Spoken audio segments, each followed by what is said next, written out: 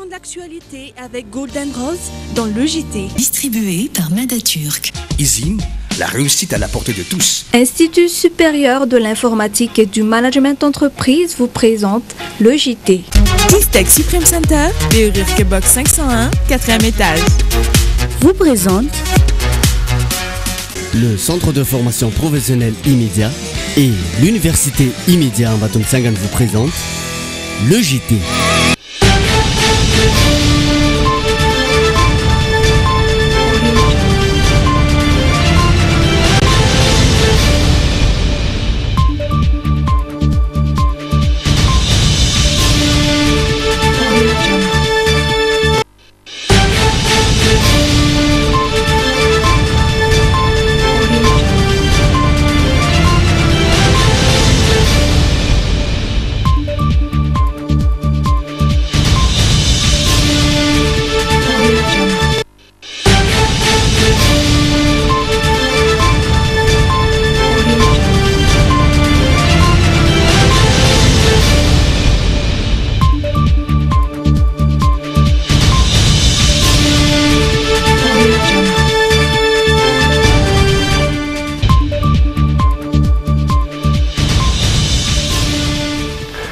Miarabantsika rehetra mpanaraka ny logité tonga soa tanatin'ny logité an'izao talata fa 4 ny volana marsa izao.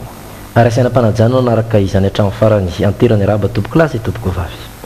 Ireto ny lohateny miandratsika ho an'ny androany.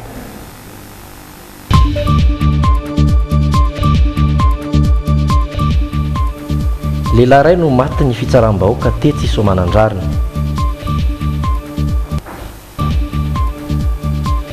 Ny tsy fampiny hery fiarovana avy amin'ny tsy fampitsakafo miampy ny tsy fanarahany marary fitsaboana hatramin'ny farany no mampiparitaka ny aretina raboka eto amintsika.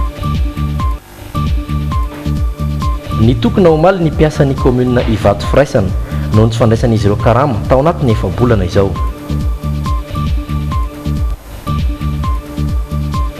Ao anatin'ny hoy ianao no antanitsika olona sendranay fantiana tsipelina diso amin'ny teny malagasy. Ny ansolita kosa dia anehoana fa ho avy tsy ho ela ny famanana finday tsy ampiasana filina intsony. Ary ny vaovao ny fanatanjahantena vonina hiatrika ny fiadiana izay tondaka ny Afrika taranja beach soccer ny Barea taoriana nandresen'izy ireo ny ekipirena afrikanina tatsimo tamin'ny fifanitsana.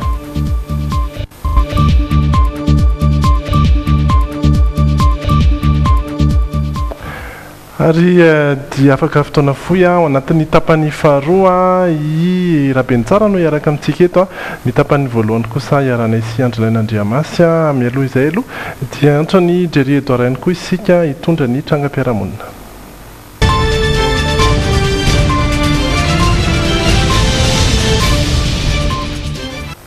Manao Jerry? Manao Rida miarabany Andraraina ary miarabana roa. Salama Jerry.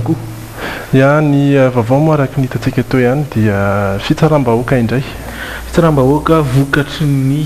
fanafiana asa ratsy natao. Lehilahy iray manodidina ny 5 taona no maty rehefa voadaraky ny olona rehefa avy niara nangalatra nanao fanafiana tamina bara iray teny Soamanandrarina teny ny alatsinainy teo aratsika vetrany mikasika izay. Tato amin'ity bara iray teny Akadindramamy ity no nitrangan'ny fanafiana ny alatsinainy hariva teo fototra ilay fitsaram-bahoaka. Olona miisa 20 no niditra tampoka tao ary naka ny vola sy izay zakany nandritra io fotoana io. Bodiny vidy isikarany 2, olona 5 hafa nandrahona tamin'ny sabatra ary ny 4 ambiny niditra naka ny vola sady nanambana basy. Izy loha tsy nitivitra fa nanambana basy fotsiny izy zany. Dia izay dia nirofony daholo dia peratra Ramose moa zany no sotominy teny an-tanany Ramose Chevalier dia lasa amiko. Vola maty manodidina ny 5 alina sy 2 hetsy no lasa niaraka tamina fahana finday ary toka maromaro. Voaroba ihany koa ny firavaka volamena teny ambatan'ny mpivarotra. Tsy nisy nasany hetsika ireo olona nirevo tao amin'ilay bara nandritra ny fanafiana satria efa tsara homana ireo jiolahy. Nisy client eraky ny latabatra zany feno reo fanambana zareo sabatra daholo. Dia tia mba vaditery misy zareo koa zany dia tsisy afaka mihetsika ny client. Vantany voalasa nefa ireo olon-dratsy dia nirohatra nanenjika avokoa ireo olona teo manodidina ka tratra teny amin'ny toerana tsy lavitra teo ny iray izy io no niharany hatezeran'ny mponina.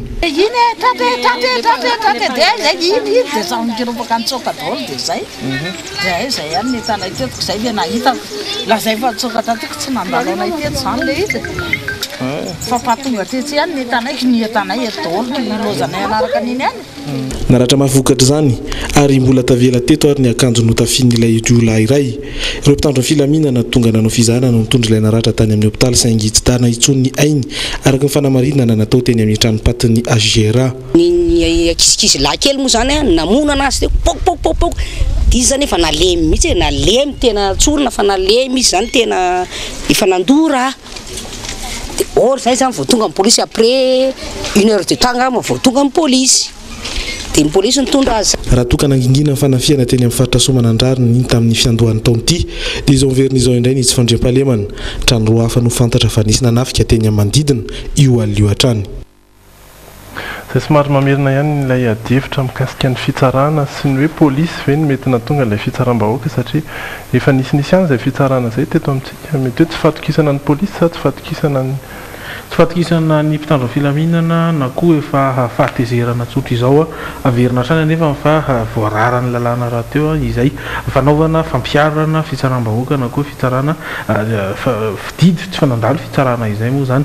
ny tena mahavariana tamin'ity dia anisany hoe raha tafatsoaka avokoa zany ireo olona hafa izay natanteraka ilay fanafiana dia ilay zalahy io no tratra irery teo ka izy no niarana izay hoe atezerany mponina rehetra izay. Manitikidika kosa Jerry tafaverina ve ny entan'ireo olona tao anatin'ilay bara sa lasan'ireo naman'ntsoaka? Anisan'ireo lasan'ny naman'antsoaka tsy hita moa zany izay vola isiny entana hafa izay. Fanamariana tsotra iray ihany koa dia ny hoe raha toka adiny ray taoriana araka ny voalaza teo no tonga ny mpitandro filaminana izany dia efa olona efa naratra sy efa tsy nahetsika intsony zany hoe efa nahavita natao ny mponina teny amin'ny manodidina vao afaka tonga izy ireo. Izany anefa dia midika fa somary misy ihany ny tokony hoe fandraisana andraikitra ambonimbony anisany hoe fitarainana re matetika mantsy ny hoe tokony hoe hatongavana ireo mpitandro filaminana mialoha hisoroana indrindra tranga tahaka ireny. Satria ny Ravela Soamantsara ihany koa iny lehilahy iny dia afaka nanorana ireo mpangalatra hafa. Misaotra anao Jerry nitondra ny tranga hivadika ao anatin'ny actu indray isika.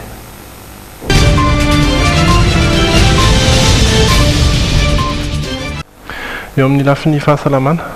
mbola mandravarava eto amintsika ny aretina raboka na tuberculose raha araka amin'ny fanadihadiana natao ny ain'ireo Tsimbazafy sy Stéphane Narakotomalala Androany moa ny andro raisam-pirenena natokana iadiana amin'ny raboka na tuberculose. Raha ny fanazavan'ny dokotera dia ny tsy fampinery fiarovana avy amin'ny tsy fampitsakafo ary indrindra fa ny tsy fanaraha-marary ny fitsaboana hatramin'ny farany no antony mbola mamparitaka ny aretin'ity. Andan'izay dia mbola betsaka ny menatra ka tsy sama anatina dokotera.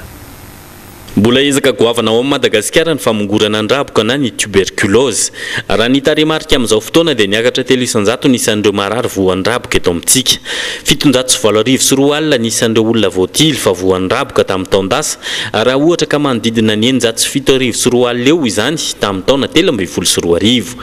raha ny fitsaboana indray dia ny 2.20 isan-jaton'ireo nomena fitsaboana no natody izany hatramin'ny farany. 9 isan-jato eo ireo tsy navita izany fitsaboana izany hatramin'ny farany ary tsy voara-maso intsony. Ny iray isan-jato tsy naomba ny fitsaboana.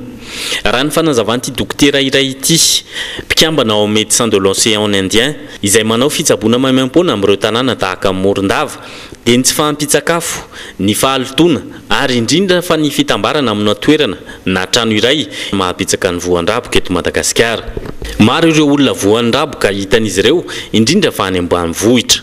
Lasa tsy tonga tsony satria kisinge voatery miasa amin'ny 10 maraina efatra maraina nge izy dia efa mamadika bangy ery an-tanimbary ery misy antony maro samihafa zany tsy afahany tonga any dia tapaka le traitement dia tsy sitrana le aretina nefa le aretina mamindra dia mamindra amin'izany mamindra amin'ny olona zay akaikiny eo le izy. Raha ny fanazavana azo dia amin'ny fonjany tena mandripaka ny raboka raha ny eto Madagasikara no ny fahabetsahan'ny voafonja tafahoatra miampy ny tsy fisian'ny fahadiovana amin'ny efitra hitoeran'izy ireo ary ny rivotra iainany no antony mahatonga ity aretina ity ny paritaka. Androany no andro iraisam-pirenena hiadiana amin'ny raboka. eo amin'ny lafiny fampianarana indray kosa eny Ankatso. Manodidina ny 700 ny fangatahana onona amin'ny trano atao mpianatra eny Ankatso amin'izao fotoana. Mbola miteraka olana nefa andanin'izay ny tsy fanaran-dalana misy eny an-toerana satria misy efa tsy mpianatra intsony no mbola monina eny amin'ny récité ireny. Tonga nateraka fanadihadiana teny amin'ny trano fonenana mpianatra androany miaro Sorojo Ravaka eo amin'ny sarina Stéphane Rakotomalala. Avy any Vohimary ity tanora ity mianatra momba ny toe-karena ety Ankatso izy. Amin'ny cité izany hoe ny trano natokana honenan'ny mpianatra no ipetrahany efa ho efa taona izay. Amin'ny ankapobeny ahitana efitra valo eo ny bloky iray. Mbola mizara roa indray anefa avy eo ny efitra iray ka mampiasa gony na hazo ny mpianatra mba ahafahana manasaraka izay efitra izay. Izy ity zany condition d'accès amin'ilay trano zany anao zany tsy maintsy hoe mianatra nankatsaka enika zany, tsy maintsy zay le condition voalohany. Le izy amin'izay zany misy le adhésion karazagna loyer zany efa isaka isan-taona 42 500 izy. Franc.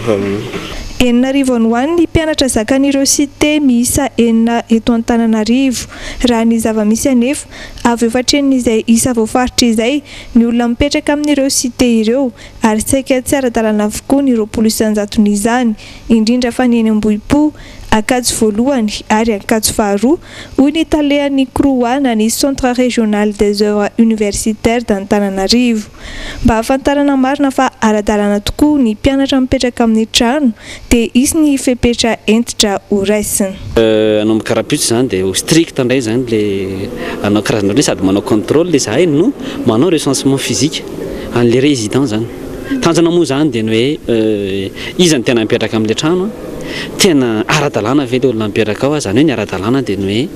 inscrit ny université na vita renouvellement trano mipetrahana izy ary ny cursus universitaire zany anazy tena mipetraka tsara. Nambaran'ny talehan'ny Kroa fa atao amin'ny titonty ny fizarana trano ho an'ireo mpianatra. Mialohan'izay anefa dia isy komisiona ho atsangana hamaritra ny masotsivana ahazona izay trano izay. Komisiona izay ahitana ny avy amin'ny ministera, ny université n'Antananarivo, ny Kroa ary ny solotenan'ny mpianatra. Olana eo mikasika ny karama indray kosa ny eny amin'ny commune Ivato. Ny fahatarany ny karama mampiasa eny anivon'ny commune. Olana iraisina ankabeazan'ny commune manerana ny nosy izy io rehefa vanim-potoana toy izao. Raha ho an'ny commune Ivato firaisana manokana dia zara raha miditra ny hetra hanika izay vola azo amin'ny fanamboarana taratasy toy ny fanamarinana na légalisation sy ny soram-piankonana no entina ampihodonana ny commune. Efa ho efa-bola nefa izao no tsy nandray karama ireo mpiasan'ny commune Ivato firaisana. Noho io dia natanteraka fitokonana izy ireo maly na efa nisy aza amin'ny famparahana teo amin'ireto mpiasan'ny commune ireto sy ny filohan'ny délégation manokana. Araka izao fanazavany tompon'andraikitra izao. Taorian'le fanarahana zany dia indroa alatsinainy namia zay ny alatsinainy voalohany rehefa mijerena ny totalim-bola nisy rehetrarehetra tao zany ny elan zay tena tsy maintsy ho aloha. Misy mantsy ny anay ato indraindray hoe remboursement soins médicaux ohatr'izay dia betsabetsaka ny mpiasana rarina zanaky ny mpiasana rary dia tsy maintsy nyremboursé indreo dia mijery ny ambonindreo dia tamin'ny voaloha 20 000 ariary isaky ny mpiasa aloha. Satria rehefa nisy fifampiresahana miaraka amin'ny monsieur le PDS teo aloha dia nanaiky ary zareo fa hoe rehefa misy vola miditra na kely aza dia zaraina. Dia nisy moa korotana alatsinainy satria tsy nisy vola miditra teto amin'ny commune. Dia iny moa ry zareo ny grève fa hoe tsy asa. Efa niezaka nandamina ihany ny premier vice PDS izay tsy nikeny zareo ny fandaminana na dia efa nanaiky ary izay nanaiky ary zahay fa hiasa ny apitso mantsy ny anay. Mariana fa efa miverina nanoho ny asa ny ireto mpiasa ny commune Ivato firaisana ireto rehefa nidina tena an-toerana ny tompon'andraikitra. Fa ny any Mahajanga dia mbola nipetraka ihany koa izay olana tsy fandoavana karama izay. Ny marimarina kokoa dia tampi-karaman'ireo mpiasa tao amina orinasa iray izay efa nikatona taona vitsivitsy lasa izay no mbola tsy azon'izy ireo hatramin'izao fotoana izao. Tamin'ny fotoana nikatonan'ny orinasa dia nampanantenana onitra sy tampi-karama izy ireo. Mitondra fanampanazavana i Tantely sy Rico avy any Mahajanga. fito taona izay ny anatanteraka tao anatin'ny tsy fisina ireto mpiasan'ny PGM na Polo Garments Mahajanga ireto. Ratsahivina ny tantara tamin'ny taona 2020 no nikatona tanteraka io orinasa io vokatry ny korotana sy ireo raharaha nisy teto amin'ny fireneny. No ireo voatery nikatona tsy fidy ny orinasa nalefa chômage teknika ireo mpiasa hatrany amin'ny amanjatony maro. Nandeha ny andro ny volana ary ny taona tsy nisokatra ary tsy tafarina mihitsy ny orinasa mandrakitia ny androany. Hany ka ny afara mihitsy hatramin'ny fampiakaran'ny orinasa ny raharaha tena anivo ny fitsarana rehefa tsy namaly ny fanonerana nangatana izy ireo ny mpiantoka ny orinasa. Etsy andanin'izay niezaky ny mitaky ny zony angy ireto ampiasa madinika ireto ka nahatonga izao fanambarana izao. Ny raha nahita koa ihany koa ireo dinga nefa natao ny teo amin'ny didim-pitsarana mivoaka ny fitsarana mahefa eto Madagasikara ny anandoavan'ny orinasa ny volan'ny mpiasa. Hatramin'ny tenanay izao nefa dia mbola tsy azonay io zonina io noho ny fifanilian'ny orinasa sy ny assurance ny havana. Raha ny zavatra efa hita anefa araka ireo didim-pitsarana rehetra mivoaka teto Madagasikara dia tsy mety nandoa ny assurance. Mampalahelo dia mampalahelo zany satria dia mba misy tsy mba misy fijiranay mpiasa majinika mihitsy. Eto izay dia manao antsoavo ho anareo mpitondra fanjakana mahafa eto Mahajanga. Miantso mba miangavy ianao Andriamatoa filoham-pirenena Hera Jonary Mampianina mba hijery sy hitodika ty aminay mpiasan'ny PGM eto Mahajanga mba hamahy ty olana anay ity. Marianay toana fa izay dia tsy hitaky ny volan'ny orinasa fa mba miangavy kosa mba hanomezanao anay ireo volan'ny mpiasa ireo izay mitetina 880 millions ariary volan'ny mpiasa madidio io. Isaky ny miakatra fitsarana dia saika mandresaka hatrany ny orinasa saingy mandany anonotra izany hatrany ny orinasa mpiantoka. Tsy mahagaga raha mandany tsy hanome io zo karama enimbolana io koa ny orinasa. Raha ny vaovao farany ny volana janoary farany teo ny mbola nampiakarin'ny orinasa PGM tany amin'ny fitsarana tany Paris ihany koa ity raharaha ity. Fantatra tamin'izany fa naharesy ny orinasa lasa raharaha iraisam-pirenena ity olana ity ka ny fanjakana malagasy no lasa voasazy. Izay nambara fa voatery andoha onitra fito tapitrisa euro amin'ny orinasa miampy ilay atao hoe pénalité 3 alina euro isanandro. Ny tena loza amin'ny ity raharaha ity araka ny vaovao navoaka ny La Gazette DGI hatrany dia mety hiafara amin'ny figazana ary hitarika hatrany amin'ny famarotana ny trano fitobian'ireo mpianatra malagasy any Paris ilay antsoina hoe foyer de Cachan et Arago ny tsy fandoavan'ny fanjakana malagasy ireo volabe ireo. Move dia tena izay tokoa no vahaolana farany. Na izany azy tsy mipetrapotsiny fitondram-panjakana malagasy amin'ny alalan'ny mpisolo vavazy Henri Rabarinjaka. Nilaza izy ao anatin'io La Gazette DGI io fa mbola ampiakatra ny raharaha amin'ny sehatra avoavo kokoa hitadiavam-bahaolana. Farafaratsiny ho hiatrany izy isiny maromaritra iraisany tsy aharatsy endrika ny firenena malagasy manoloana ny mpamatsy vola vahiny. Eo anatrehan'ireo rehetra ireo manao antsoantso amin'ny fitondram-panjakana malagasy ireto solitena ny mpiasa mba hijery ny tombotsoan'izy ireo. Raha tsy voaloto koa mantsy io vola onitra io dia tsy andoha ny zoan'ireo mpiasa 700 ihany koa ny tompona andraikitry ny orinasa PGM eto Mahajanga. Orinasa iray niara-ny katona tamin'ny orinasa PGM teto Mahajanga ny orinasa Tico. Raha ny fantatra dia efa eo andalam-pirarahana amin'ny ty farany ny filoha ankehitriny. Ka moa ave tsy azo atao ihany koa ny manao tahaka izay amin'ity orinasa tantanana teratany Belge ity ahafahan'izy ireo mampiasa ny volany indray eto Madagasikara izay sady ho tombotsoan'ny firenena no fahazahoana asa maharitra ihany koa ho an'ny vahoaka malagasy. Fa iverina kely eto Antananarivo isika izay mbola misy ny trabona.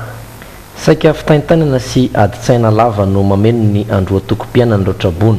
izay rava-trano ary very fananana tao anatin'ny raim-pimaso nandritra ireny tondra-drano teto amin'ny firenena ireny. Very tanteraka ny maha-olona azy ireo hoy ny vovonan'ny fikambanana izay tarihany fikambanana miaro Madagasikara. Noho io dia isy ny hetsika flash mob tsiky izay ho karakarain'izy ireo ny 20 ny volana martsa ho avy izao etsy amin'ny Fobe itobiandreo trabona etsy Andotapenaka. Artista maro no anafana ny hetsika manitra izany toa ny Samuel sy ny tarika TGC. Hetsika izay anasana ny malagasy rehetra tsy ankanavaka hifampizara tsikitsiky sy fitenana ho an'ireo trabony mitondra fanampanazavana mikasika izany ireo mivos avy amin'ny fikambanana miaro Madagasikara. Dia ny tena tsikaritra koa zany hoe ireo trabony ireo moa zany hatramin'izay natrabona azy dia sady veritrano veretana dia tena hoe izay kely nananana teo dia lasa daholo dia ohatrany hoe fijaliana foana ilay fiainana na amin'ny resaka aretina na amin'ny resaka fitadiavan-tsakafo dia ohatrany hoe very zany ilay atao hoe maha-olombelona ny olombelona c'est-à-dire ny tsika sy ny hafaliany dia izay no nieritreretanay anaovana an'ilay hoe flash mob tsika izay moa zany ny anarany hoentsika atao io dia ny tena ilaivana tena tianay ho ambara zany amin'ilay flash mob tsika dia hoe zahay malagasy izay narovan'Andriamanitra ka tsy traboiny dia mba te amin'ny tanana ireo malagasy traboiny ka izara hafaliany izara tsika izara zavamamy ho an'ireo trabony ireo zany. Fa amin'izay vaovao sosialy izay ihany dia mila jerena ifoto mihitsy ny lesoka sy ny sakana ho an'ny fahampandrosoana ny Madagasikara sy ny fanarenana toe-karena izay ilana ny fandraisana anjarany tsirairay. Izay no antom-pisia ny fikambanana aina miray fampandrosoana izay vondronana olona avy amina fisehatra maro anefa mitovy fomba fijery. Ny ao tamin'ireo mpikambana anatin'ny fikambanana eo Androany Tsiori Arsoa sy Kasambolamana. Fikambanana iray mifototra amin'ny finiavan'ireo mpikambana ho aminy hanampiny samy mpiray tanindrazana sy ny fahatsapahan'izy ireo ihany koa ny adidy izay tokony ho sahan'ny tsirairay ao anatin'izay mahasamy malagasy izay ny fikambanana aina miray fampandrosoana. Ny fandraisana anjara ho amin'ny fampandrosoana ny firenena sy ny fanarenana ny toe-karena Madagasikara no tanjona izay izahina hotratrarina amin'ny alalan'ny fijerena ifotony izay mety ho lesoka izay sakana ho amin'ny fampandrosoana ny Madagasikara. National les associations zany hoe eraky Madagasikara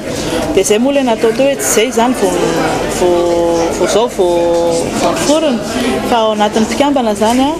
dia misy ireo olona maromaro tompon'andraikitra ingénieur technicien magistrat izay rehetra hita zany fa lesoka eto amin'ny firenena izay tsy ahafahantsika mandroso kanefa tsy afaka indrasantsika fanjakana foana fa mba ilaina koa participation amin'izay tsika gasy citoyen bezahana ny hanao azy ohatra fotsiny hoe développement rural famezana technicité any ambanivohitra appui technique amin'ny secteur rehetra zany mba hisy ny sécurisation alimentaire ohatra. Ivondronan'olona avy amin'ny sehatra maro samihafa nefa mitovy fomba fijery ny fikambanana aina miray fampandrosoana. Isan'izany ireo mpandraharaha amina sehatra tsy miankina maro isan-karazany na ihany koa ireo mpanakanto izay manana ny maha izy azy eto amintsika. Ny latsakemboka ireo mpikambana, ny fanomezana avy amin'ireo malala-tanana ary ny fiarah-miasa amin'ireo tsara sitrapo no loharanom-bola sy vatsy entin'ny aina miray fampandrosoana miasa. Ohatrany anay moa zany izao hitanareo izao tsy dia tena hoe voly savanandro mihitsy ny tanjona fa aharitra ary ny tena moa tanora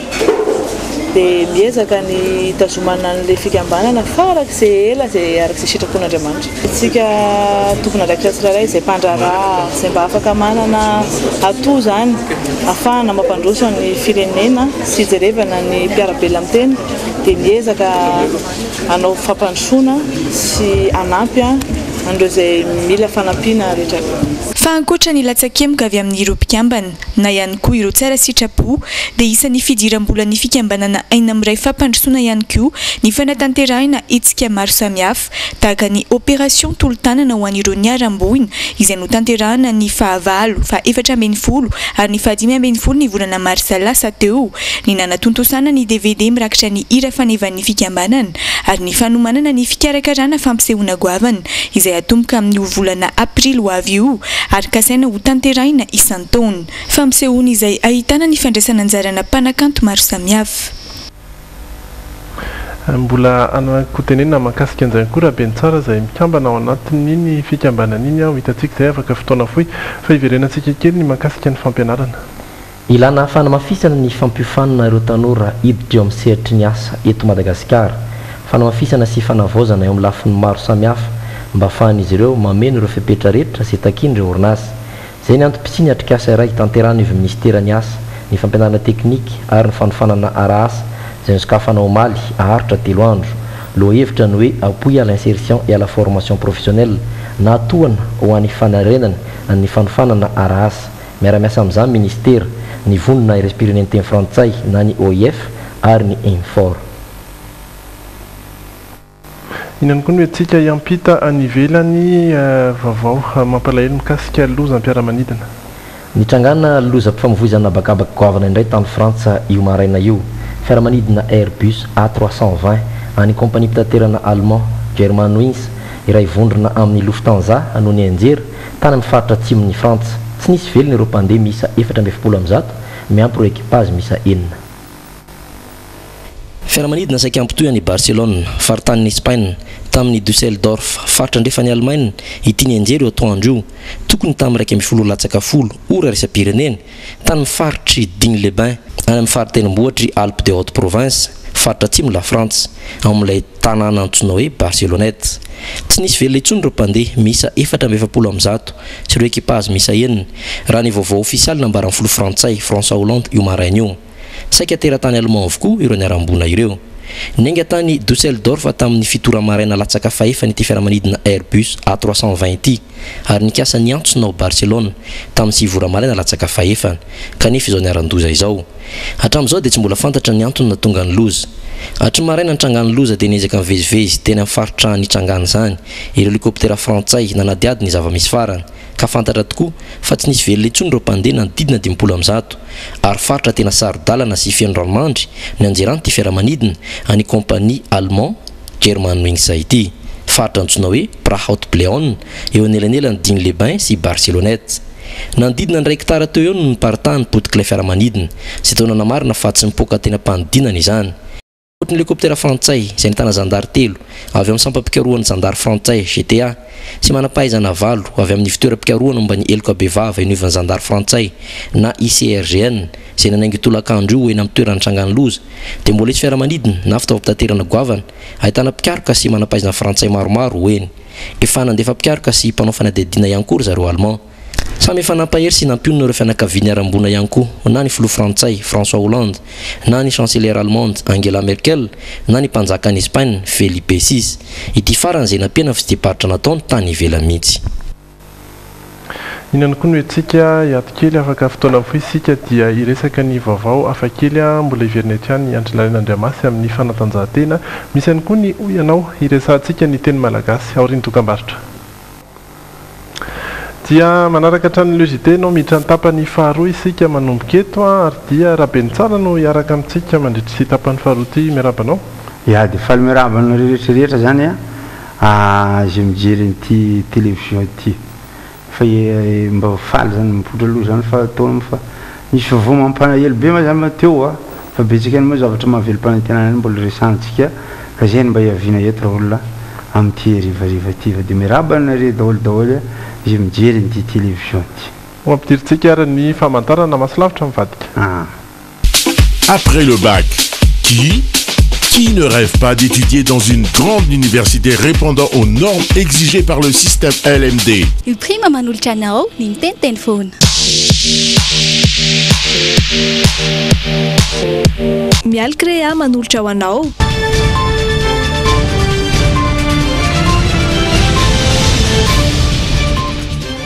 Melohan'ny resantsika ny vaovao teo na mety nampalahelo na nampisy fanantenana inona vaovao anao elaela izay.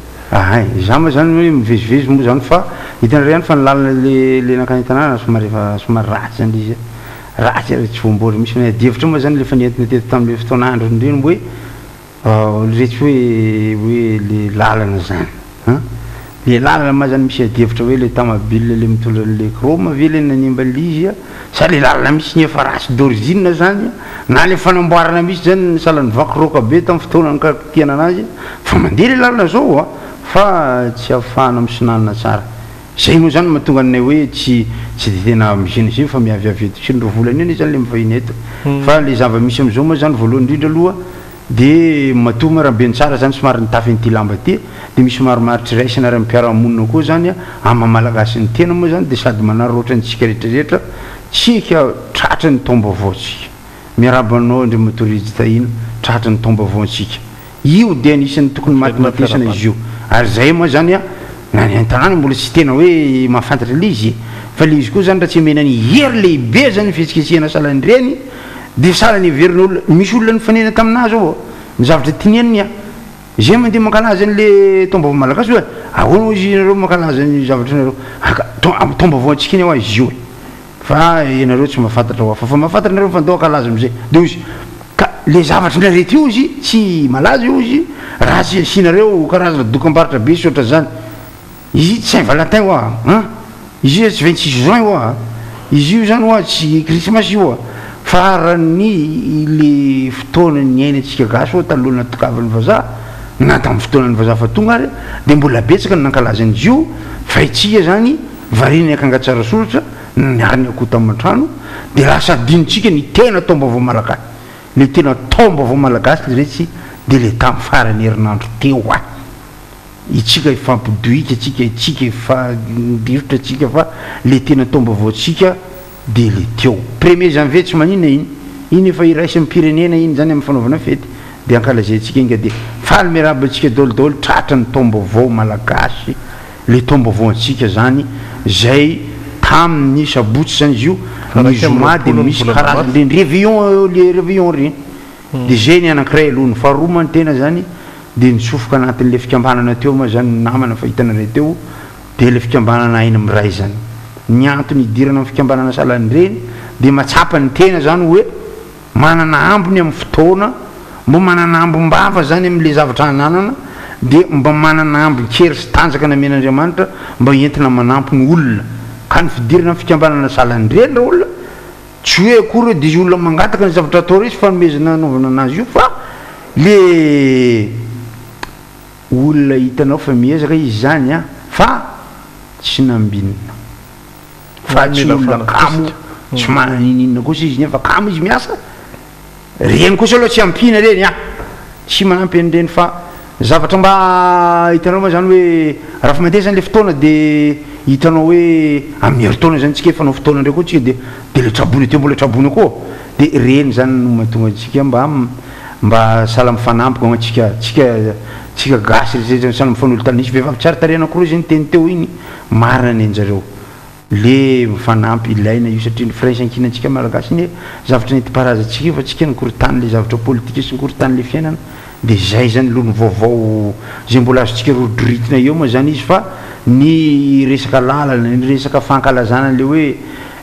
hitanare zany mafambatindrazaka zany anisan'ny olona nipoirany tolom-bahoaka tamin'ny 47 reny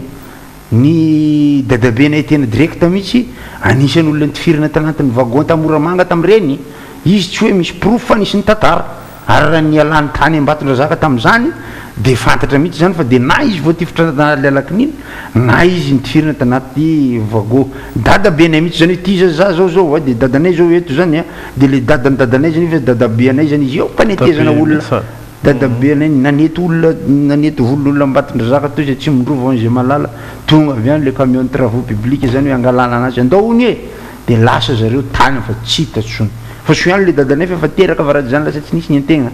ohatra ka salan'zaybola isy fotoana ihany moa iresana an'iny amin'ny farany herinandro alohan'ny alahady angamba mbola iresaka an'izay mety ampanontany vaovao anao indray zany zay fa iresaka kely a ny portrait aloha isika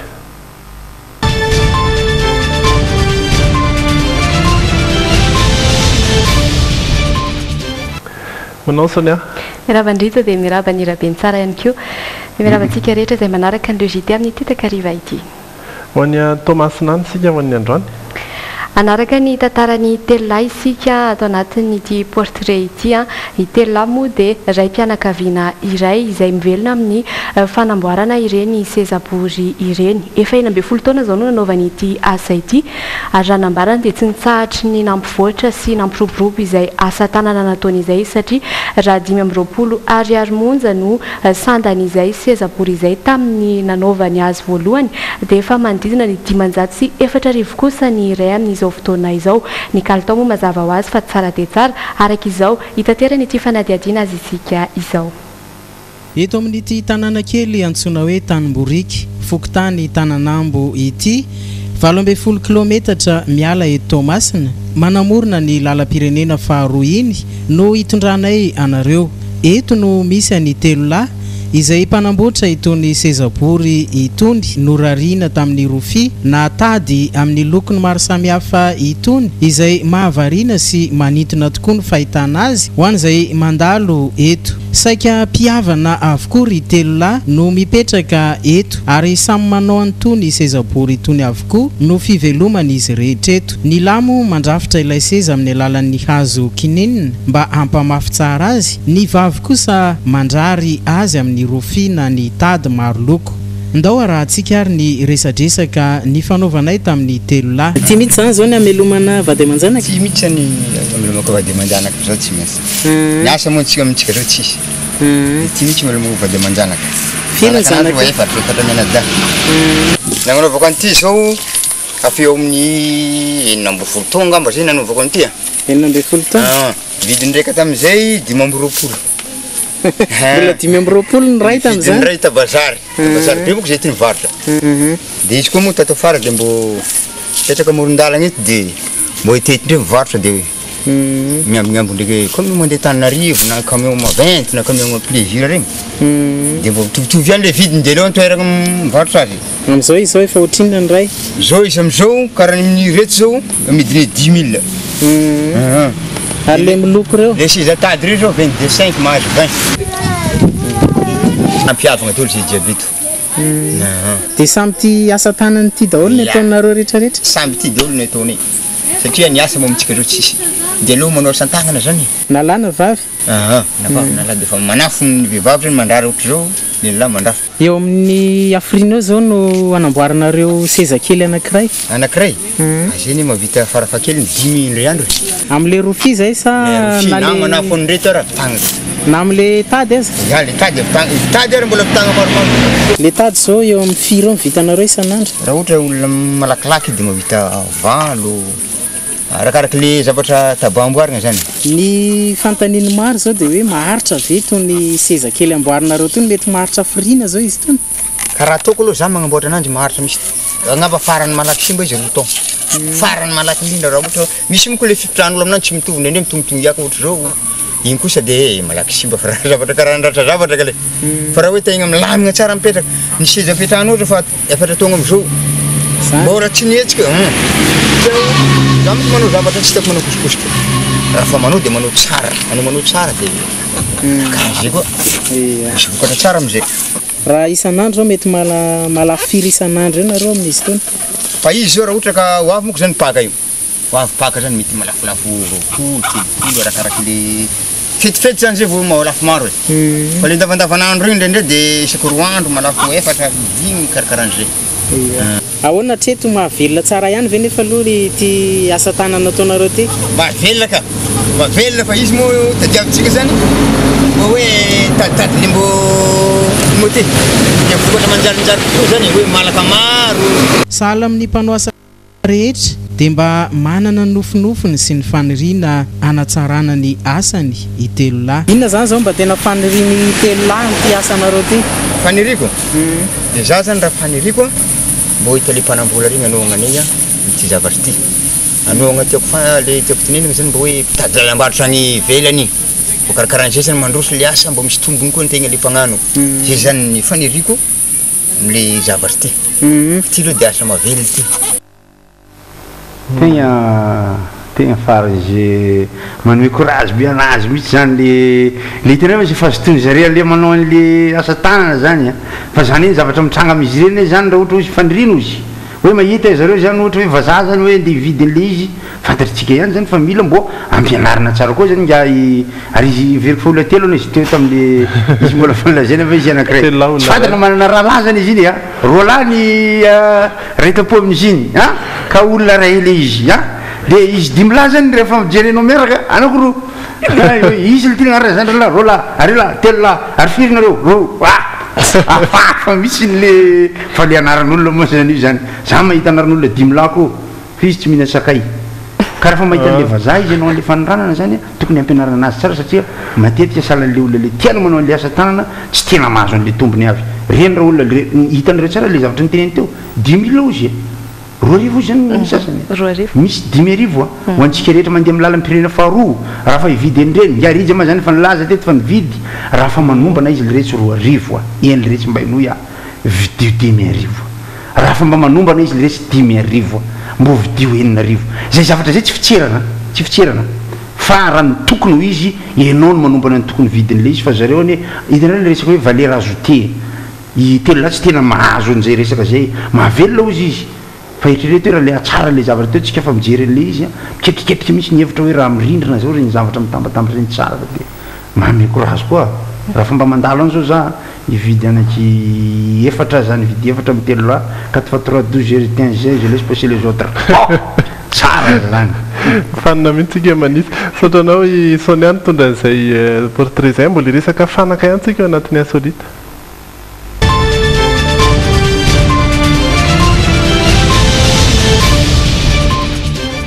fanaka nefa fanaka miresaka koa ny teknôlôjia vaovao ny orinasa Samsung no nanakevitra ny amoaka azy ity voalohany dia ny fafana mamana ny finday rehetra tsy mampiasa fil tsy mampiasa cable kanefa amin'izao fotoana dia orinasa mpanao fanaka iray no tonga aloha ary dia amoaka n'izay fitaovana izay amin'iny volan'iny amin'izao fotoana aloha zany dia mbola ho insolite izy ity kanefa dia afaka volana vitsivitsy dia inona fa efa ity avokoa no ampiasain'ny rehetra hamahana ny finday ndao jerena tsy ho ilaina intsony ny famahanana finday misy fil na ny chargeur ho avoaka ny orinasa mpanao fanaka IKEA ny fanaka izay mamahana avy hatrany ny findainao apetraka eo amboniny Home Smart izay no anaran'ireo fanaka vaovao ho avoaka n'ity orinasa ity afaka mamahana ny finday rehetra tsy misy fil mihitsy ireto fitaovana ireto na io latabatra na birao na ny tongotry ny jiro aza dia isy toerana natao ametrahana finday ka amahana izany avy hatrany na iPhone na Samsung na Nokia dia tafiditra anatin'ireo finday karazany 20 mifanaraka amin'ity fitaovana ity avokoa mampiasa ny teknôlôjia antsoina hoe induction izy ity ary manaraka ilay fenitra QI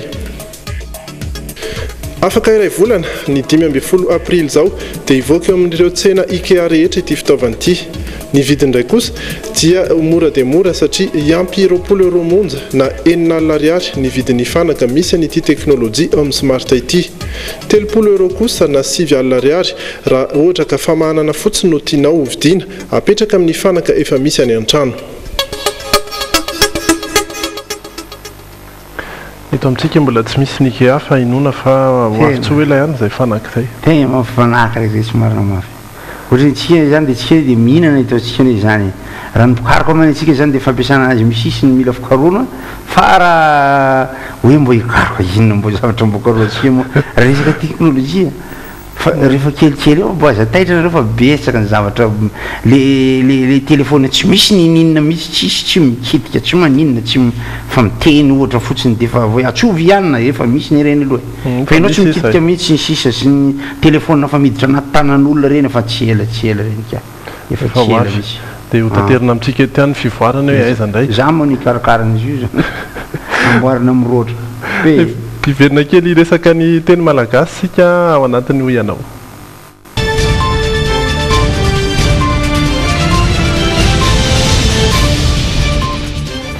manao ny aina miaraba anareo a dia miaraba koa reo mpanaraka ny logité rehetra salama tsara resaka ny taom-baovao malagasy ihany rabeny tsara teo a mety hoe mifandray amin'izay fa mety tsy voatery hifandray amin'izay ihany koa fa ny fanajana ny teny malagasy no resantsika zay indrindra ny tsipelina diso amina fehezanteny iray ny atsika androany novaina kely natao an'izay hoe fijerena zay tsipelina diso ao anatin'ny fehezanteny iray zay ny ho ianao no atsika androany maro isika matetika ny mandiso nyreny teny reny rehefa manoratra indrindrindrindra dia mandiso an'izay teny zay ka misy fehezanteny iray tia nentina teny andalana teny ary nrenazaina nojereny reo mpanaraka ny logité ny diso tao anatin'izay fehezanteny zay misy diso zany misy diso le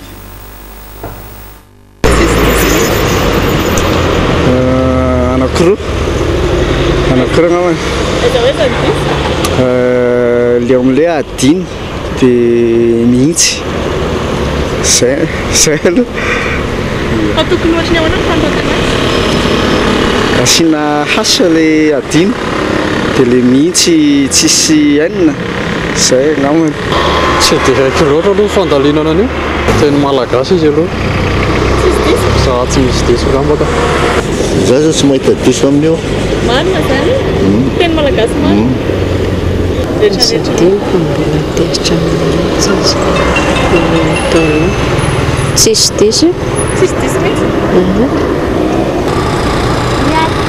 anakaraha ihany za tsy dia mahita ny gasy loatra fa nefa koa tsy mahita frantsay ny tena loza anakiroa ihany raha ihany ny diso le tia tena marina daholo ihany ndraika marina daholo ihany ndraika tsisy diso mihitsy fa tokony ohatrany ahoana ny fandakarana mihitsy tsisy henina sotra tompony ary dia iny zany farany iny marina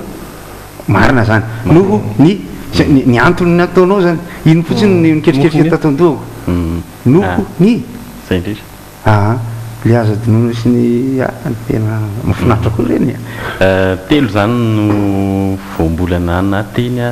ny diso tsipelina tamin'iny fanoratra teo iny a ny hadinoina dia zay hoe lasa adino a asa raha afaka averina kely le sary farany teo a dia io ihany koa le mihitsy a le ry ambony a le misy diso misy enina eo amin'le eo anelanelany isyny te a iny tsisy zany mba mihitsy fotsiny a dia nohony io koa io le fahatelo farany a diso zany ohatra zany fanohatra ny diso daholo misy le ambony zany tanao manga le izy nefa mainty le marina ka inona koa ty tokony avahana zany natao loko hafa angama le atao ambany dia hita tsara fa le nohony manalasalana fotsiny fa tsy akademia adevitra moa zany fa tsy za zany tena efa telo lako za zaratra tena 3 fois tia zany raha ohatra hoe ny ambava ty ny mahefa ny antsoratra koa ny mpampianatra ny teny malagasy ihany koa ny afaka nanamarina an'izay a ny mety mbola isy marihana fotsiny hoe tamin'ny tao amin'ny site zany site ny akademia malagasy nankatsika an'ireny voambolan'ireny a dia matoa zany mety napetraka zareo tao reny dia reny no marina dia fa miady hevitra zany zao amin'izao fotoana misy an'le atao hoe teny a fampiasantsika amin'ireny atao hoe CMS reny dia asa izy reny a ndray andro any ve mety ho tafitra ao anaty rakobolana ihany a anjaran'ny zareo amin'ny akademia malagasy no mandinika an'izay raha ohatra hoe mety hisy amin'ireny voambolana afoezana na hovaina tanteraka na vaovao tanteraka mihitsy no didinao anaty rakobolana mbola asa be ihany zay a fa hodiniatsika fandraisina anjara manapa-kevitra am'izany ny ankizy fa mety hitondra zay ihany koa tsika manaraka hoe reny soratra anaty SMS reny no jerena hoe ohatrany ahoana ny fanoratry ny olona dia ohatrany ahoana ny mifandraisany olonatokony izy ka le olona eny raha ohatra zany raha fiteniny ankizy am'izao amin'ny SMS le anatiny reny raha ataonao firesaka amin'ny arabe raha ifanome fotoana izy zany eny amin'ny arcade rapitso dia teny eny amin'ny vatiny zavatra vakeo dia tonga zareo rapitso zany fiteny za natsoratra tsy ambavany a satranao iaina no nitondra n'izay hoy ianao an'ny androany zay a ary dia manantena mbola isy ny tahak'izay amina teny hafa indray a izahantsika ihany koa ampianarana ny rehetra izay eo an'izay mety mbola tsy nafantatra misy vaovao ihany angambany ve rahabeny tsara aloha azo refana mandrapavony andro lalaina izy moa zany le resaka le nitenenina teo le am'le hoe taom-baovao malagasy zany hitantsika fa ny zavatra tiako mba amporisiana zany satria ny mpikarakarana izy io zany aloha voalohany indrindra aloha misy zany ny ohatra hoe ny teny ambotra biby nisy ny teto Antananarivo misy tany amin'ny faritra hafa zay tsy tena nalaza be ny zava-dehibe anatin'io zany dia hoe isika menakavy raha fa miresaka an'le izy dia hoe atsika le izy aloha ny fandraisan-dahatra mazavaotsy fa tsy maintsy avy any am'le efa mahafantatra le izy mandresy lahatra dia tsika zany mba hiezaka tsy resaka an'le hoe ankala zao aloha ny ianareo satria zay zavatra mahazo anay izy miresaka na amin'ny radio na miresaka amin'olona dia hoe ankala zao le zavatra nareo fa tsy malaza noho n'le bonane mihitsy le anareo le hoe anareo aleo le atao hoe le antsika dia mba miaraka mifarivona le zany le zavatra mitranga tena mahafinaritra le olona le rehetra anatin'le fikambanana ka tena mpikambana koa izy zany tokony misy ezaka be da be koa zany anantona ny olona tsotra amin'ny resaka an'le izy amin'le fotoana mbola tsy ankalaza fa roatra zany tsika zany hoe volana mandeha zany volana septambre mandeha volana oktobra dia mba miresaka amin'olona hoe le tomba-vaotsika rehefa isaka mba mifanena dia mba miresaka le izy zao rehefa tena dinihana misy fety misy réveillon misy le izy mahafinaritra tsy mandrimandry ny fiantsony anazy dia eo ny ampitaina rehetra le misy hoe avy tsy maty dia misy le ary tsy maty amin'le fombafombany ny ampitson'iny zany dia mifankahita amina toerana hoe fidasina na toerana malalaka zany eo zany dia misy le atao hoe zarasina ohatrany karazana saloim-bary reny izy eo zany ny fanaovana fitsofan-drano rehetrarehetra eo ny nofikena amin'ny tampihavanana eo ny fandefasana ny resaka fanilo eo ny finanana koban-dravina fa tsy lany mihitsy amin'ny resaka mamy ny masira ny hena sy ohatran'izany le fietsika rehetra amin'ny tranga rehetra zany rehefa azotsika dia faly ohatrany amin'ny réveillon mba zany itsika fa eo indrindra ny itodiana amintsika fanjakana tompom-bola na itsika manam-bola raha fa indray mitaika any amin'ny heritaona ohatra ka asianareo vola be ankalazana le vola mihitsy ny teneniko hoe ameo an'le entimanana le olona ankalazana le taom-baovao malagasy fa tsy mamatikena maso atsika mihitsy io ary zavatra tena raha mbola te hiverina matsikatsikatsika hijoro dia miverina any amin'ny fomba tsika tena tsara zay tsy manipaka ny resaka kristianina tsy manipaka ny resaka fiarahamonina tsy mitsipadolaka ny tana amin'izay zavatra nandrosoana amin'ny avy any ivelany fa ny atsika le retsy hivereno a za moko le dia fanatratsara mety mahafantatra an'ilay andro ve hoe isaky ny amin'ny taona manaraka zao isaky ninona eo no firy andro melohany fantatra hoe izy za aloha zany zao aloha hoe amin'ny maha-olombelona tsotra anazy zany fa za tsy anatin'ny fikambanana le mikarakara fantatra mialoha izy io na ny afaka folo taona ary fantatra ny daty fa ny fomba fikajiana anazy io a dia misy hoe mijery volana dia mijery andro mijery tsy manandro akory hoe manao kokizikidy foafoa fa tamin'ny heritaona zao dia efa fantatra fa raiky am'roapolo marsa zany le taom-baovao dia le izy tsy mitovy am'le fodonany loatra zao fa ny atsika zany le taom-baovao le am'le calendrier grégoire zany io hoe 1er janvier foana fa le izy indray a atao karazana repera zany na fomba ahitana le hitenenana an'le izy akana calendrier le antsika le am-banky fa le andro kajina amin'ny alalan'ilay fahaizan'le tsika malagasy mijery jerena ny volana jerena ny faniriny zavatra jerena ny toetrandro misimisy an'izany le izy a zay tsy zavatra finonompoana akory a fa tena scientifique mihitsy le fomba hijerena dia amin'ny heritaona zany a zay tsy voateniko eto fa elana antsiny amintsika menakafo sao dia miteniteny foana eo eo am'manodidididina an'izay any ane le izy zay tsy tena miala lavitra akory dia io le taom-baovao io zany zahantsika mbo fatarina mialoha fa mbola voavolana décembre atsika anao réveillon 31 décembre efa tenentsika eo amin'ny atsika koa jerena re tsara tamin'le fety tamin'ny sabotsy alady ny indonesianina zay mitovy jery momba n'io resaka taom-baovao malagasy io nanao ny akanjony izy nandeha namonjy an'le fety izy dia nambotra biby andoalo io koa tsisy resaka hoe sao dia hoe rehefa ny arie dia ny avy any ananina sy ny avy any tsy zay tonga izy teo andoalo nanao n'le akanjony le tena le traditionnel be reny nanajany atsika izy ary nankalazany araka amintsika izy tsisy resaka ena maso fa isika tsika zany zay raha voatata sika dia tsy lasa zay lo zany mba tiako ambara amin'le izy fa dia mbola miraba ihany mbola miraba ihany soatranao tamin'ny fanamariana dia mamerina ny araba efa naterina tety any tamin'ny asabotsy a ivadika amin'ny minute sportsika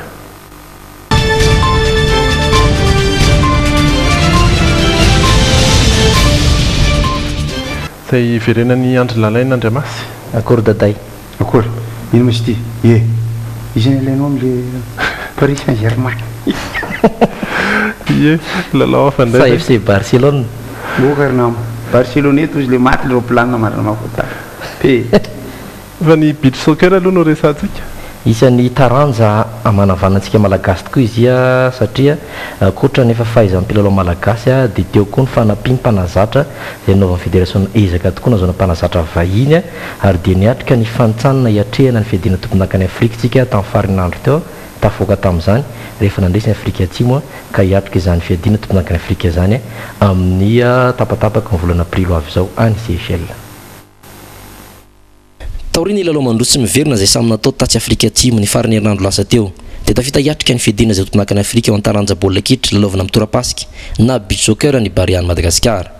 7-3 no tambatrisa tamin'ny lalao mandroso miverina ka 5-2 tamin'ny lalao mandroso ny sabotsy ary 4-2 tamin'ny lalao miverina ny alahady na dia mafy aza ny lalao dia nidera amin'ny finiavany roa mpilalao-tsika ahitana Ndritina, Imelda, Toky ary Dada sy ireo namany ny mpanazatra nasionaly nahitana Claude Barabe sy Solofo ary Bebe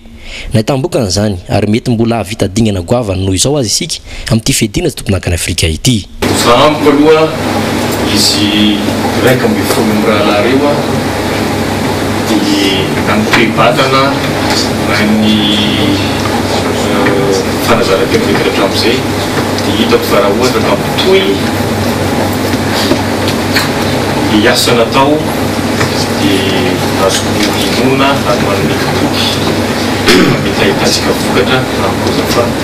amin'ny championnat d'Afrique. Tetsan-dany koa dia nankasitraka sy nisaotra ny Robert Amlo tamin'ny kapiteny Baria ary amin'ny tokony rehetra fa hiezaka anao izay faraheriny izy ireo amin'ity fiadiana izay tompon-akany Afrika izay atao any Seychelles ny 14 ka hatramin'ny 20 aprily ho avy izao ity. Misaotra amin'ny fanohanan'ny fédération amin'ny Zaire fa izay tany tena milamina sy koa match amin'isan'ny entraîneur-ny rehetra zany le travail nataonay pendant un mois et mitokofona eto amin'ny Afrique du Sud tany hoe mahamany technique tactique ny ampinaniady dia izay nahitany vokatsy dia misaotra betsaka ny le joueur zany rehetrarehetra tena nanao haintsy ho zavatsy miara-ny firenentsika. Melo io dia andeha hiatrika ny fananany koza fa beach soccer atao any Seychelles ihany ny 7 ka hatramin'ny 1 aprily ho avy izao ny Baria Madagasikara.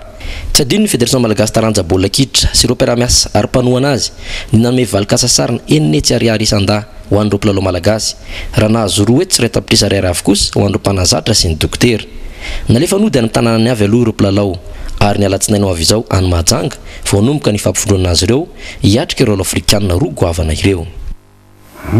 Anatin'ity fiadiana tomponakany Afrika ity izay roa voalohany dia tafita hiatrika amin'ny fiadiana tompon-daka eran-tany ao amin'ny taranja beach soccer. Raha lasany ngamba tsika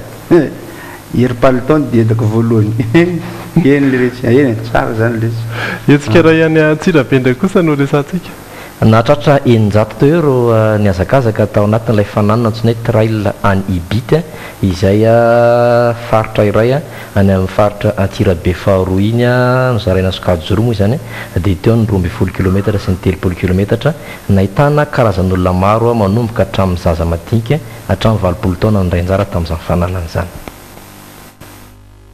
No tanterahina tamin'ny alady 12 martsa teo ny trail d'Ibity 524 ny Sokajy telo ny alavirana dia ny 30 km ny 12 ary ny 2 km ho an'ireo kadita kely. Rakotomalala Jean de la Croix no nandingana voalohany ny tsipika fahatongavana tamin'ny alavirana 30 km ora 2:30 minitra ary 7:70 sekondra taoriny ny fotoam-piangana. Rakotondra-soa Fulgence kosa no nahavita voalohany ny alavirana 12 km tao anatin'ny 2:15 minitra sy 2:70 sekondra. Le 12 km zany enjakenjana ny lalana ary zany aza dia vita tsara farany ka atao amin'ny 2 km zany nanomboka sarotra ny lalana faraparotony tany amin'ny 10 km tany. Eo le 30 km zany maivana izy fa le eo le midina zany ohatran'ny enjakentana izy satria malama le vato. Ity trail d'Ibity ity moa dia sady fiomanantena ho amin'ny Jeux des Îles ihany koa an'ireto atleta sangany eto amintsika ireto. Mpiatroka 570 sy 100 no nandray anjara tamin'ity andiany voalohany ity. Avy any Antananarivo ny ankamaroan'ireo mpiatroka. Nisy ihany koa anefa ireo avy atsy amin'ny Nosy La Réunion izay nanome hadiry iraisam-pirenena ny hetsika. Tao araka izany ireo izay efa mpanao fanatanjahantena matianina. Nisy ihany koa anefa ireo izay nanao izany ho fialam-boly sy ho fankafizana ny akanton'ny natiora fotsiny ihany. Nanaitra ny maro ny nahita andrazafy mahatratra Jean de Dieu raika amin'ny 20 taona mpiatroka marathon fahiny izay mbola nandray anjara tamin'ny alavirana 12 km tamin'ity trail no tanterahina teto Ibity ity ary mbola nilaza ny hanohy ny fandraisany anjara amin'ny hetsika toy izao hatrany. Vao andiany voalohany tokoa ity trail d'Ibity 524 no tanterahina tamin'ny alady teo ity manome fotoanany rehetra indray ny fikambanana na Oxim Sport mpikarakara amin'ny andiany faharoa amin'ny taona ho avy. Like nandreny anjara samy ambory rehetra marina samy tariky an'le olona le amin'le lalana so de very mety fiarovatena ngamba sarotra be mandeha amin'ny telopotry Ibity zany ne mila alika mitarika ary nataotra départ izy teo sala nangatra départ le alika Saotrana andro lalaina teo amin'izay vaovao izay andray mba fotsiny mahakasika ny toetra ny andro tsy dia misy fiovana firy ny eto Madagasikara tsara ny andro ny alina hatramin'ny rampitso tsy tokony hisy ny orana ny any Antsiranana no vinavinaina hisy orana tsy dia aritra ny atoandro ny ankoatr'izay dia ibalika avokoa ny masoandro ny maripana ny ambondrina dia ny any Mahajanga 4-30 degré amin'ny 2 ora atoandro ny ankoatr'izay ny eto Antananarivo amin'ny 7-20 degré Celsius ihany koa ny mafana indrindra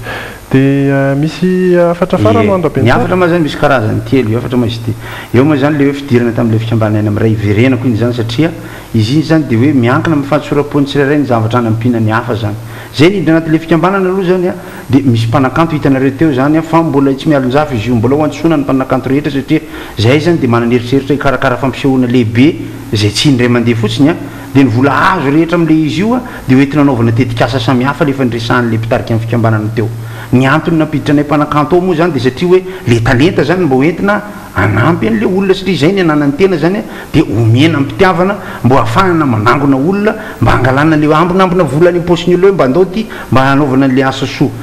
le asa soa moa zany asa soa manampy le olona am'le fampandrosoana manampy hevitra anazy a ary manome anazy mihitsy oa rehefa hita izy fa niezaka fa ny angarany vitana zany hoe natototry ny rano izy tototry ny tany izy tsy miakatra ny vary efa nambolena dia manampy anazy aloha amin'ny resaka masomboly ohatra ny eritreritry moatsy tonga le izy hoe aranjony ny amena anazy fa tsy amena an'le trondroanina izy aloha eo moa zany misy eritreritra be da be mampiady hevitra moa zany fa izay zany nanao hira aloha zay zany hira zay mbola tsy maintsy hitantsika amin'ny télévision eto izy a misy ny rajao tsarafara dia misy ny bodo zay anao fampisehoana amin'ny farany herinandro io dia misy ny lilia misy ny ina dia misy ny gotliba dia misy ny cyril misy ny rabentsara misy ny samuela mihira anatina hira ray zay navoaka dvd izy io zany tsy maintsy mbola hoeninareo tsy ho ela zany satria fa nivoaka androany le izy dia ho amidy izy io dia rehefa amidy zany izy io a isika zany tsy andeha resaka amin'le ankizy an-dalana hoe ahoana ty le ankizy koa hivarotra an'izy tsy hoe mba mandraisanjara tompoko mba ty mba hoany tsia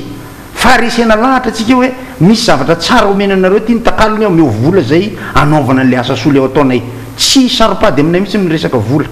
am'le resaka hoe ilaina le izy anaovana le tetikasa ka io zavatra io hitanareo zany fa mbola isy raha hafa koa mety mbola ho atao tsika zany raha mahita le Jean Foirier reny zany a reny mampanao foarany an-dafy reny tsisy mamena zana mihitsy miteny hoe salasala amin'ireny zavatra ho atao mba hatonga ny olona mazoto mamoaka n'le volany aminazy ho alaina anaovana an'le asa soa dia mba mena zavatra takalony izy satria io zany misy dvd mivoaka irarainy ao anatiny dia mba miverina kely fotsiny am'letsika fitsaram-bahoaka le hitanareo le teo zany le mitranga tery am'le tanàna tery somanandrara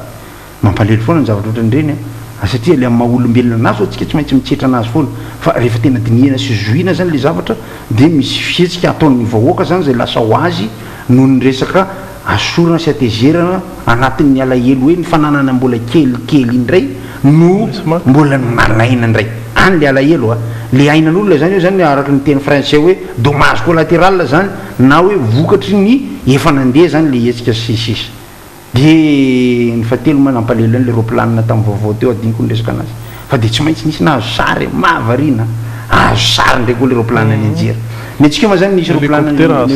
nisy ny telo ma zany teny ivata am'izay nandalo tonga ny valala e valala manao hoana any vato any e ngeza e valala tena ngeza be valala ngeza hoana ty zany anakiray tsy azo endasiny e le izy zany le roplanina le tonga le roplanina vaovao atehera ma ny anarany roplanina io zany izy zany aloha zany mbola tsy tena mazava hoe hofaina ma izy io sa vidina misy vola aloma izy io sa rehefa tonga ny tombony dia sahala am'izany tsy ny sisa zany ma zany mbola resaka tsy takatry rahaben tsara zany ka atehera le izy io zany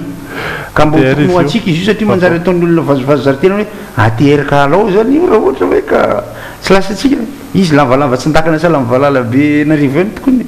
fa dia miraro soatsika afaka hitaingina le izy lretsy fa ny anay zany dia efa nisarety tanana any ty fa nilalana fa ratsy be tsara tsodrano hoe fa aza mieritreritra le roplanina ray le tany Barcelone fa raha be saotranao raha ben tsara ny vahiny teto sy nitondra zay vaovao zay a dia misaotra atsika rehetra niaraka taminay hatramin'ny farany rampitso amin'ny fitora sasandray fotoana manaraka velomatesy de bon courage ya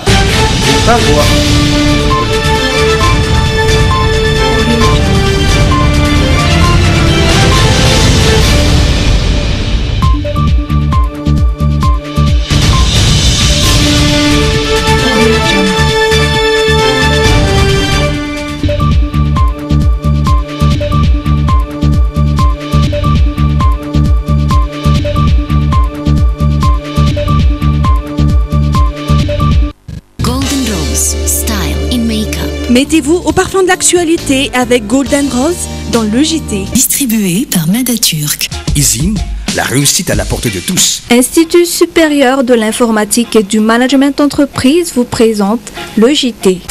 Tech Supreme Center, Rue Box 501, 4e étage. Vous présente le centre de formation professionnelle immédiat et l'université immédiate Mbatomsangan vous ont présenté le JT.